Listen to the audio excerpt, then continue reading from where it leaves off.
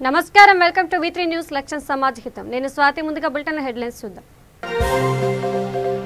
జై జై Sai trust chairman కు మరో పురస్కారం మాచర్లలో నేషనల్ బెస్ట్ సర్వీస్ అవార్డు అందుకున్న బాలాజీ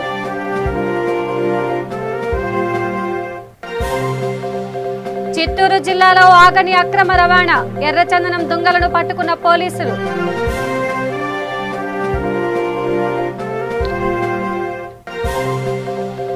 జగన్ అధికారంలోకి వచ్చిన అగ్రిగోల్డ్ బాధితులకు న్యాయం జరగలేదన్న సిపిఐ వైసీపీ నేతలకు వినతి పత్రాలు ఇవ్వాలని నిర్ణయించినట్లు గుంటూరులో వెల్లడి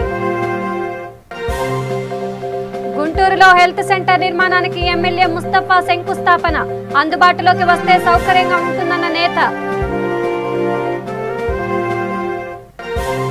చాగలమరిలో ఘనంగా ఎంఆర్పీఎస్ 27వ ఆవిర్భావ దినోత్సవం గాంధీ బజారులో జెండాను ఆవిష్కరించిన నేతలు ఇక డీటెయిల్స్ చూస్తే చిలకలూరిపేట జై జై సాయి ట్రస్ట్ చైర్మన్ పూసపాటి బాలాజీని మరో పురస్కారం వరించింది మాచర్లోని శరంశెట్టి కళ్యాణ మండపంలో నిర్వహించిన కార్యక్రమంలో ఆయన నేషనల్ బెస్ట్ సర్వీస్ అవార్డును అందుకున్నారు మాచర్ల కేంద్రంగా పనిచేస్తున్న వరల్డ్ వెల్ బీయింగ్ ఫౌండేషన్ ఈ పురస్కారం అందజేసింది ఏపీలో కరోనా 2వ దశ నేపథ్యంలో సేవా కార్యక్రమాలు నిర్వహించి మానవత్వం చాటుకున్న నేపథ్యంలో బాలాజీని సత్కరించి ఈ అవార్డు ఇచ్చారు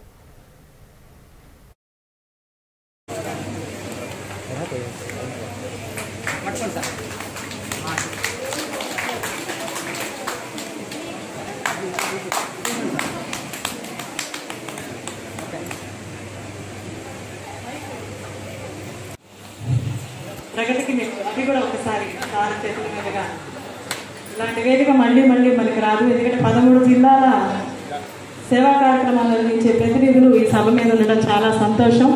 ఈ సభలో మరి మన భవిష్యత్తుకి ఆధారమైనటువంటి గ్రీనరీ మొక్కలు కూడా సార్ చేతుల మీదుగా ఒకసారి దీని గురించి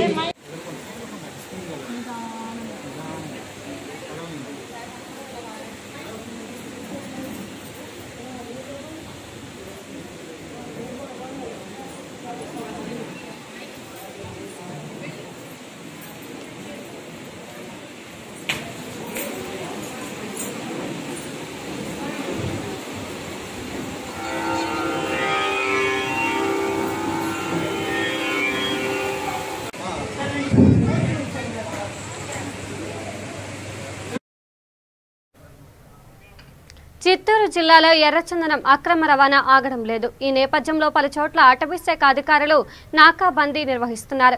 తాజాగా శాంతిపురం మండలం కడపల్లి వద్ద నాకాబందీ నుంచి స్కార్పియో దూసుకుపోయింది. దాని వెనుక ఇన్నోవా కూడా వచ్చింది. అనుమానించిన పోలీసులు తనిఖీ చేయడంతో ఎర్రచందనం దొంగలు బయటపడ్డాయి. 9 ఎర్రచందనం దొంగలను స్వాధీనం చేసుకున్నారు. నిందితులు పరారయ్యారు. స్కార్పియో ఇన్నోవా వాహనాలను అటవీ శాఖ అధికారులు స్వాధీనం చేసుకున్నారు.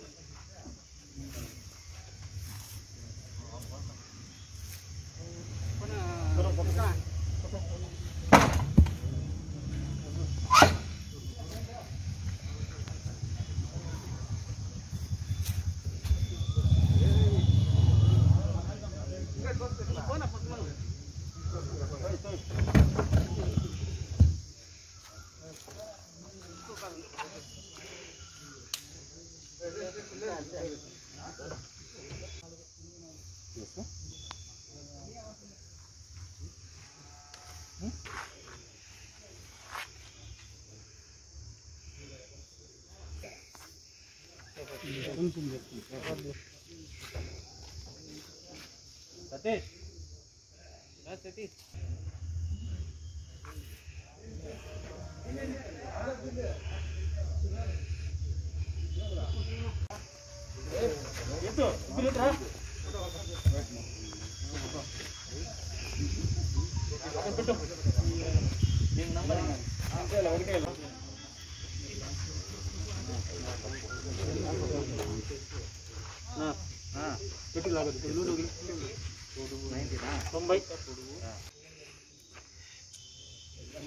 బాత్రూమ్ పోతే అదే స్టైల్లో పోతారు అందరూ వెరైటీగా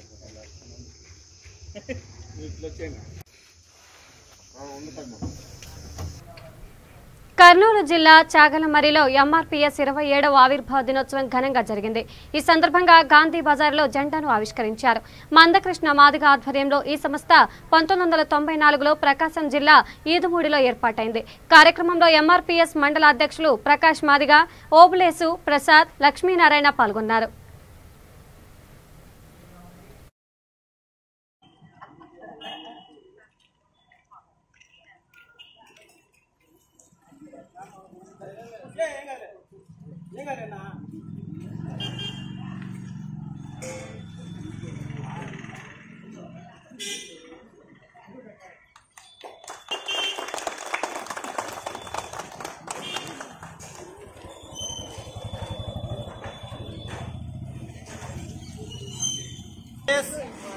ఆరిపో దినోత్సవము శ్రీ మందకృష్ణ మాదిగ గారు ఎంఆర్పీఎస్ స్థాపించిన దినము అంటే 1994 జూలై 7వ తేదీన ప్రకాశం జిల్లా ఈదిమూడి గ్రామంలో శ్రీ మందకృష్ణ మాదిగ గారి నాయకత్వంలో 20 మంది యువకులు ఏర్పడింది. ఈరోజు ఎంఆర్పీఎస్ ఆచరించి 27 సంవత్సరాలు అయినందువలన ఈరోజు చాగలమరి గ్రామంలో గాంధీ సెంటర్లో జెండావిష్కరణ చేయడం జరిగింది. శ్రీ మందకృష్ణ మాదిగ గారి యొక్క ఆశయము మాదిగ యొక్క చిరకాల వాంఛన వంటి ఎస్సీ వర్గీకరణ కోసము ప్రాణ త్యాగానికైనా కూడా మాదిగలంతా సిద్ధం కావాలని ఎంఆర్పీఎస్ చాగలమరి మండల కమిటీ తరఫున మేము కోరడమైనది. మందకృష్ణ మాదిగ గారు వ్యవస్థాపకుడు. ఆయన అడుగుజాడలో మాదిగలంతా ఏకమై ఎస్సీ వర్గీకరణ లక్ష్య సాధన కోసము దేనికైనా సిద్ధపడతాము. గతంలో చాగలమరి మండలంలో 2007-8 మధ్యలో జరిగిన వంటి ఎంఆర్పీఎస్ యొక్క ఉద్యమము మళ్ళా ఆ విధంగా జరిగితే కానీ ఎస్సీ వర్గీకరణ సాధ్యమవుతుంది. ప్రతి ఒక్కరూ ఎంఆర్పీఎస్ యొక్క ఉద్యమంలో పాల్గొనాలని ఎంఆర్పీఎస్ కమిటీ తరఫున మేము కోరడమైనది. జిల్లా కమిటీ ఆదేశాల మేరకు, రాష్ట్ర కమిటీ ఆదేశాల మేరకు మండల స్థాయి కార్యవర్గము మీటింగులలో మేము అందరము కృష్ణమాది యొక్క ఆదేశాల మేరకే జెండావిష్కరణ చేయడం జరిగింది. ఎస్సీ వర్గీకరణకు అన్ని వర్గాలు, అన్ని కులాలు అందరూ కూడా మద్దతు ఉంది. గతంలో రాజశేఖర రెడ్డి గారు ఎస్సీ వర్గీకరణ కోసము ఉషామోహన కమిషన్ ఏర్పాటు చేయడం అనేది. ఆయన బతికే ఉంటే ఈరోజు ఎస్సీ వర్గీకరణ జరిగేది. చేస్తాం. మన దృశ్యశాతం ఏమంటే ఆయన అకాల మరణం వల్ల ఎస్సీ వర్గీకరణ కొంచెం వెనకబడింది. ప్రస్తుత ముఖ్యమంత్రి జగన్మోహన్ రెడ్డి గారు కూడా గతంలో కడప ఎంపీగా ఉన్నప్పుడు ఎస్సీ వర్గీకరణ కోసము నేను మొదటిగా మద్దతు ఇస్తానని చెప్పారు. ఈరోజు ఆయన జగన్మోహన్ రెడ్డి గారు మరియు అప్పటి అనంతపురం ఎంపీ అనంత వెంకటరామరెడ్డి గారు ఎస్సీ వర్గీకరణ కోసము మేము సిద్ధంగా ఉన్నామని సాక్షాత్ పార్లమెంటులో లేవెత్తినారు. జగన్మోహన్ రెడ్డి గారు తన తండ్రి ఆశయాలకు అనుగుణంగా ఎస్సీ వర్గీకరణ చేపట్టినట్టుగా మేము కోరుతున్నాము. జై మాదిగ, జై జై మాదిగ.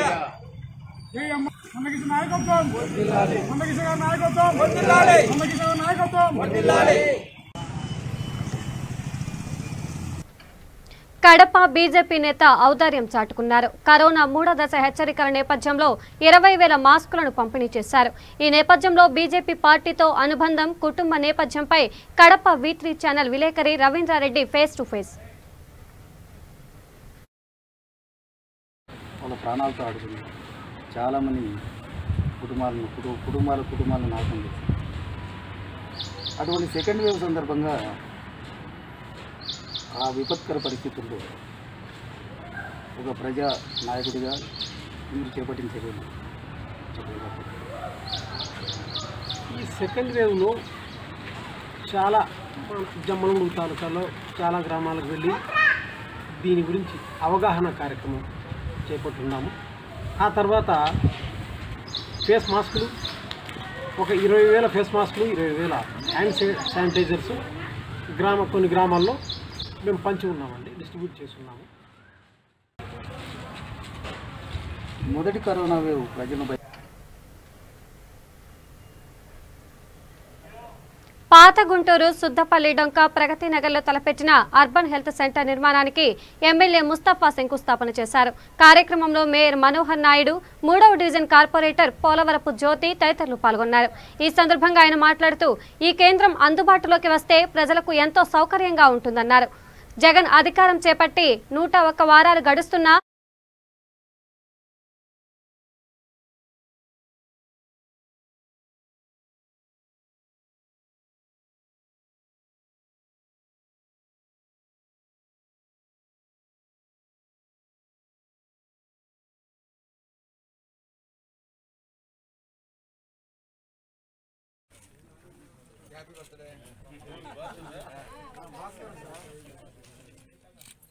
నిన్న అతను కదా దాంట్లో కూడా అనుకున్నా ఒక రోజు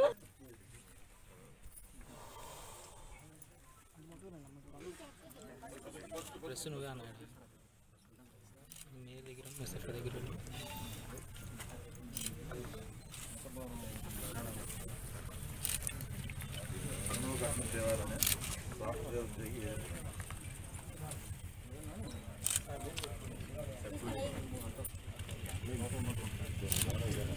గాలేదన్నా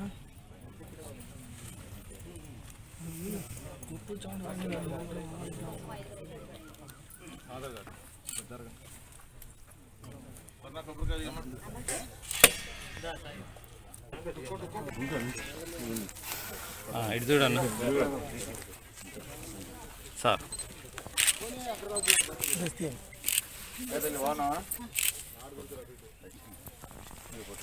వీరి యొక్క ఆరోగ్యాన్ని దృష్టిలో ఉంచుకొని మరి వాళ్ళందరికీ కూడా వైద్యం అందుబాటులో ఉండాలి, వాళ్ళు నివసిస్తున్నటువంటి ప్రాంతంలో మరి వైద్యం చేయించుకోవాలనేటువంటి ఉద్దేశంతో మరి 30,000 మంది పాపులేషన్ ఉన్నటువంటి ఏరియాలకు సంబంధించిన కూడా కొన్ని సెలెక్ట్ చేసి మరి అర్బన్ హెల్త్ సెంటర్ నిర్మాణం కూడా చెప్పడం జరిగింది.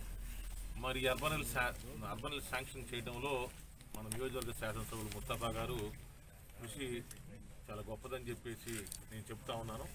ఎందుకంటే దగ్గరగా గుంటూరు నగరం విస్తరణ చెందింది, జనాభా పెరిగారు, దగ్గరగా గ్రేటర్ గుంటూరుగా ఆవిర్భవించబడింది.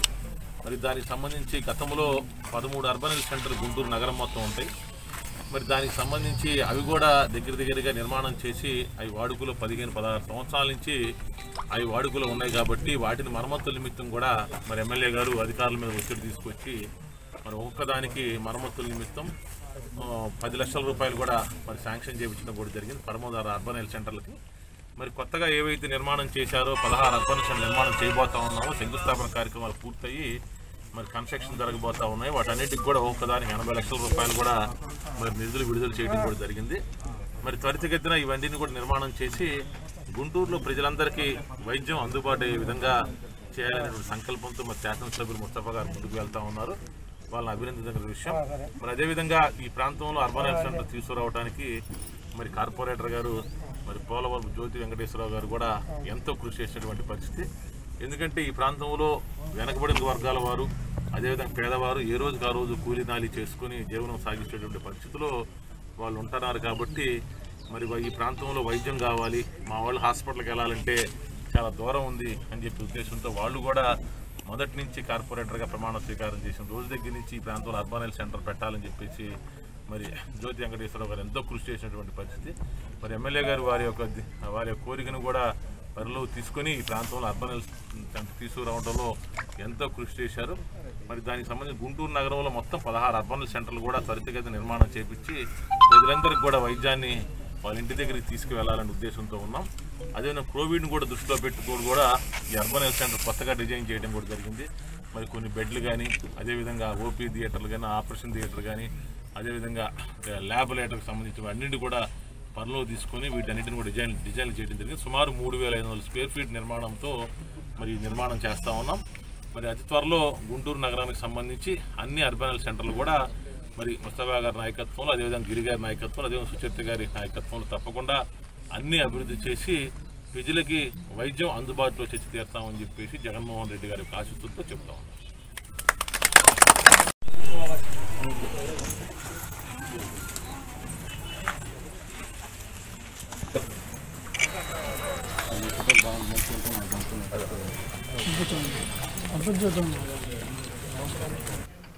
జగన్ అధికారం చేపట్టి 101 వారాలు గడుస్తున్నా అగ్రిగోల్డ్ బాధితులకు న్యాయం జరగలేదని సిపిఐ నేత ముప్పాల నాగేశ్వరరావు ఆరోపించారు. గుంటూరులోని పార్టీ కార్యాలయంలో ఆయన మీడియాతో మాట్లాడుతూ ఈ విషయమై ఈ నెల 15 ప్రభుత్వ వైఫల్యాలపై వైసీపీ ఎమ్మెల్యే ఇన్ఛార్జీలకు వినతి పత్రం అందజేయాలని నిర్ణయించినట్లు చెప్పారు. సమావేశంలో ఆ పార్టీ నేతలు అజయ్ కుమార్, కోట మాల్యాద్రి పాల్గొన్నారు.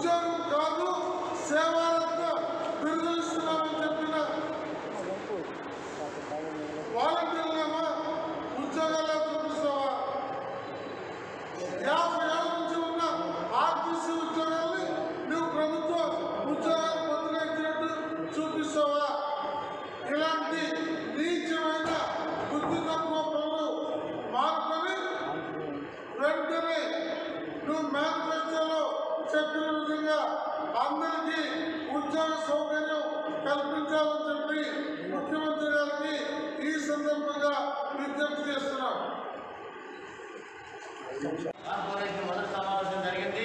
సమావేశంలో అధికార పార్టీ ప్రతిపక్ష పార్టీ మహాపాలన జరిపోయింది తప్ప ఈ నగర అభివృద్ధి మీద పూర్తి స్థాయిలో చర్చ జరగలేదు. పూర్తి స్థాయిలో చర్చ జరిపి ఏదైతే అభివృద్ధికి సంబంధించి గతంలో ప్రారంభించిన పథకాలకు సంబంధించి అమృత పథకం ద్వారా ప్రతి ఇంటికి కూడా నిలుస్తామని చెప్పినా గత ప్రభుత్వం ఆ పని పూర్తి కాలేదు. ఈ ప్రభుత్వం ఆ పనిని పూర్తి చేయాలని, అట్లాగే డైరీ సంబంధించి కూడా ఎక్కడ 9 గుంటలన్నీ కూడా అక్కడే ఉన్నాయి.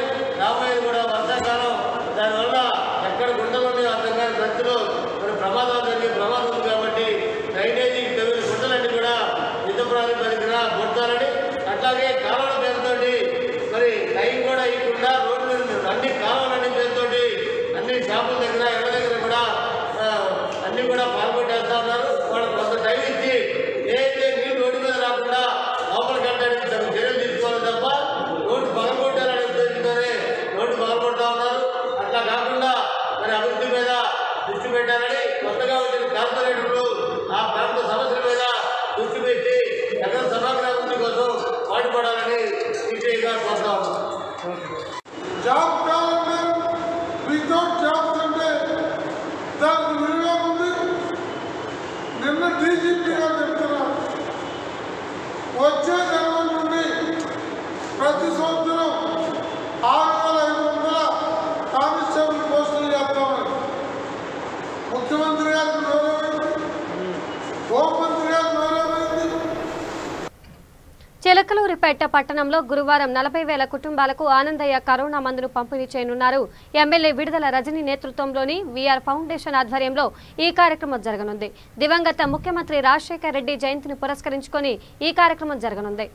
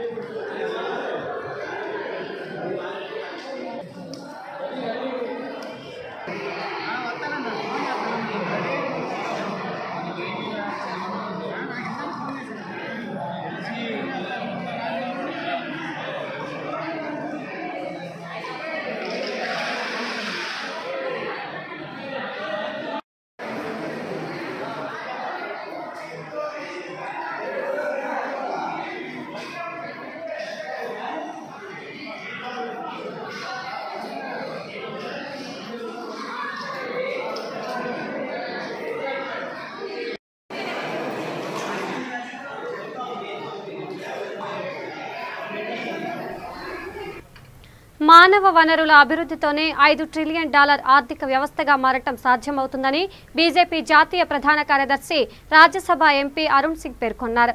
విశాఖలో జరిగిన మేధావుల సమావేశంలో పార్టీ రాష్ట్ర అధ్యక్షులు సోము వీర్రాజుతో కలిసి ఆయన మీడియాతో మాట్లాడుతూ గ్రామీణ మౌలిక వసతుల కోసం లక్ష కోట్లు ఖర్చు పెట్టామని, రైతుల ఆదాయం పెరిగితే నాణ్యమైన పంటలు వస్తాయని ఆయన అన్నారు. ఏపీలో పాలన అస్తవ్యస్తంగా ఉందని, అభివృద్ధి ఆగిపోయిందని అన్నారు. ప్రతిదానికి కేంద్రాన్ని బాధ్యుల్ని చేస్తున్నారని, కేంద్రం నుంచి వచ్చే నిధులు దుర్వినియోగం చేస్తున్నారని మండిపడ్డారు. ఏపీ ప్రజల తరపున నిలబడే ప్రాథమిక బాధ్యత బీజేపీపై ఉందని, ప్రభుత్వ వైఫల్యాలను ప్రశ్నిస్తామని చెప్పారు.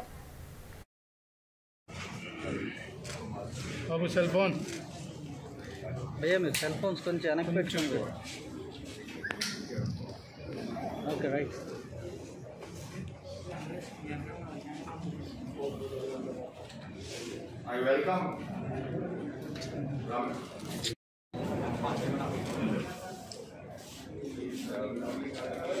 సార్ మీరు మధ్యలో కుర్చీ లేకండి సార్. మేడం కుర్చీ వెనక్కి రావాలి. మీరు వైర్ల మీద వేస్తారు, ఆడియోగా పాడే ప్రాబ్లం వస్తుంది.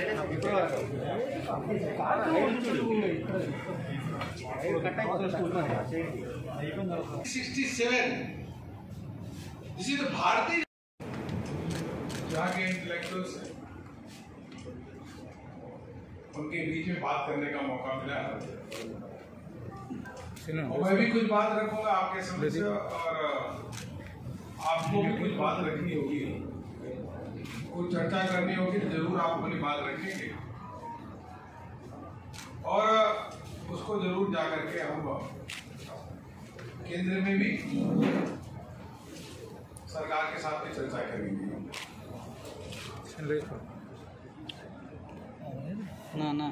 पहली बात तो भारतीय जनता पार्टी के बारे में बताना चाहूंगा, फिर दूसरी बात गवर्नेंस के बारे में.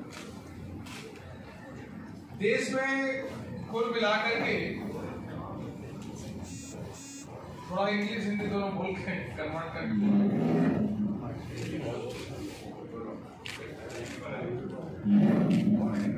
पूरे देश भर में there are 1700 parties in the country और 1700 पार्टियां हैं. Some of them are national, some of them are state regional parties. Okay. And BJP is the only party which we can say with the confidence that the party has an ideology. हमारी party की विचारधारा है और ideology के आधार पर चलने वाली एकमात्र party that is Bharatiya Janata party. और जब भी ఉద్యోగ అవకాశాలు కల్పిస్తామని ఆశ చూపించి పలువురిని మోసం చేసిన వైనం తూర్పుగోదావరి జిల్లా అంబాజీపేట మండలం ముక్కామల గ్రామంలో జరిగింది. తూర్పుగోదావరి జిల్లా అంబాజీపేట మండలం ముక్కాల గ్రామానికి చెందిన పసుపురెడ్డి మురళీకృష్ణ ఇంజనీరింగ్ చదువుతున్నాడు. అయితే బెంగళూరులో ఓ కంపెనీలో ఉద్యోగం కోసం దరఖాస్తు చేశాడు. ఈ క్రమంలో నెల్లూరుకు చెందిన నకరి కంటి శివ దినేష్ అనే వ్యక్తి మురళీకృష్ణ జాబ్ పోర్టల్లో పెట్టిన అప్లికేషన్ చూసి మురళీకృష్ణకు ఫోన్ చేసి 8 లక్షల రూపాయలు వసూలు చేశాడు. ఈ క్రమంలో తమకు ఎలాంటి స్పందన రాకపోవడంతో అంబాజీపేట పోలీసులకు ఫిర్యాదు చేశాడు. దీంతో వీరిని అరెస్ట్ చేసినట్లు అంబాజీపేట ఎస్ఐ చైతన్య కుమార్ తెలిపారు. ఎవరైనా ఫేమస్ వ్యక్తులు అంటే కొంచెం సెలబ్రిటీస్ లాంటి వాళ్ళు, ఇప్పుడు మొన్న రీసెంట్గా ఈ కొబ్బరికాయ వ్యాపారానికి సంబంధించిన ఒక ప్రముఖ వ్యక్తికి అతను ఫేస్బుక్ అకౌంట్ అతని పేరును క్రియేట్ చేసి డబ్బులు అడగడం జరుగుతుందండి. అటువంటి వారి మాటలు నమ్మి ఎవరో కూడా మోసపోవద్దని చెప్పి మరొకసారి తెలియపరుస్తున్నామండి. Thank you. దానికి ఏంటంటే ఉద్యోగం ఇప్పిస్తానని చెప్పి అతను సాఫ్ట్వేర్ ఎంప్లాయీ, అతను వేరే ఇన్ఫోసిస్ కంపెనీలో జాబ్ ఇప్పిస్తానని చెప్పి నకరికంటి శివదినేష్ అనే నెల్లూరుకు సంబంధించిన వ్యక్తి 8,30,30,000 రూపాయలు తీసుకున్నాడని చెప్పి, అలాగే దానివల్ల దాని మీద డబ్బులు తీసుకున్న తర్వాత ఉద్యోగం ఇప్పించట్లేదు, అలాగే ఎటువంటి అమౌంట్ కూడా రిటర్న్ చేయట్లేదని చెప్పి రిపోర్ట్ చేయడం జరిగింది. దానికి సంబంధించి ఆ నెల్లూరుకు సంబంధించిన శివదినేష్ని అలాగే వాళ్ళ తండ్రి వీళ్ళు అమౌంట్ అడగడానికి వెళ్తే శివదినేష్ వాళ్ళ తండ్రి ఇద్దరు కలిసి వీళ్ళ మీద దౌర్జన్యం చేశారని కూడా రిపోర్ట్లో రాసిందండి. దానివల్ల శివదినేష్ని వాళ్ళ తండ్రిని నేను అరెస్ట్ చేసి కోర్టుకు పంపించడం జరిగిందండి. నిన్న వాళ్ళకి కోర్టు బెయిల్ మంజూరు చేశారు కాబట్టి ఆ కేసు ప్రస్తుతానికి వాళ్ళు అరెస్ట్ చేసి రిమాండ్ పెట్టామండి. కేసు ఛార్జ్ షీట్ ఫైల్ చేస్తాం, తర్వాత కోర్టులో ట్రయల్ నడుస్తారు.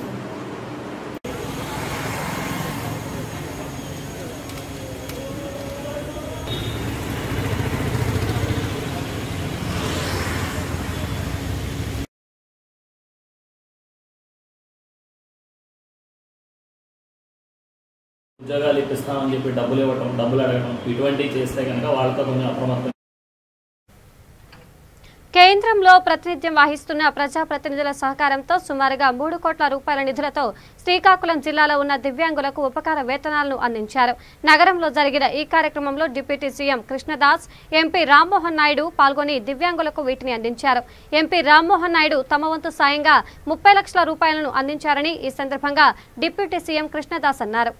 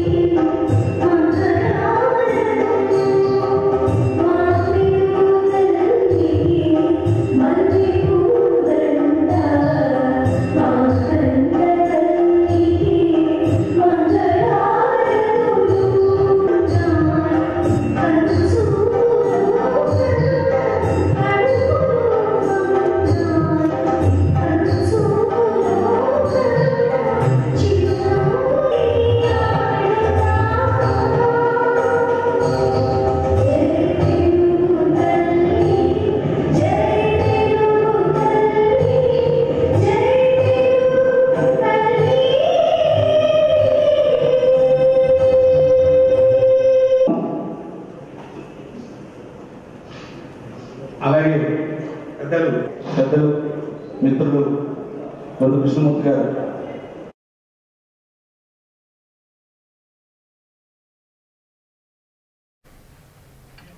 బులెటిన్ ముగించే ముందు హెడ్లైన్స్ మరోసారి చూద్దాం. జై జై సాయి ట్రస్ట్ చైర్మన్ కు మరో పురస్కారం. మార్చర్లో నేషనల్ బెస్ట్ సర్వీస్ అవార్డు అందుకున్న బాలాజీ. చిత్తూరు జిల్లాలో ఆగని అక్రమ రవాణా. ఎర్రచందనం దొంగలను పట్టుకున్న పోలీసులు.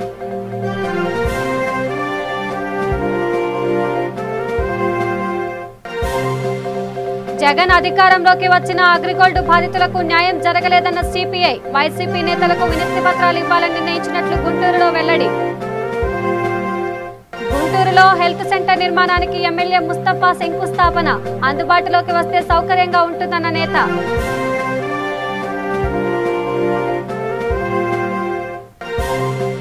చాగలమరిలో ఘనంగా ఎంఆర్పీఎస్ 27వ ఆవిర్భావ దినోత్సవం. గాంధీ బజారులో జెండాను ఆవిష్కరించిన నేతలు.